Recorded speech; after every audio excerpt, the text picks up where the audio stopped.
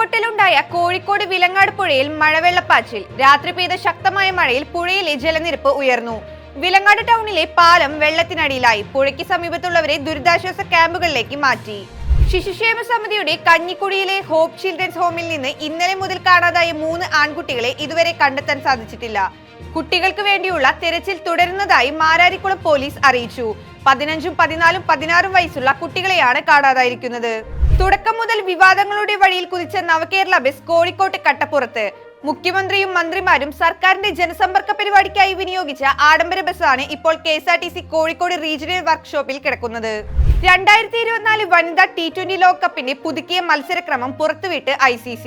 ബംഗ്ലാദേശിലെ ആഭ്യന്തര സംഘർഷങ്ങളെ തുടർന്ന് UAE-യിൽ നടക്കാൻ തീരുമാനിച്ച ടൂർണമെന്റിന് ഒക്ടോബർ 3-ന് തുടക്കമാകും. ആരാധകർ ഏറെ കാത്തിരിക്കുന്ന ഇന്ത്യ പാകിസ്ഥാൻ പോരാട്ടം ഒക്ടോബർ 6-നും നടത്തും.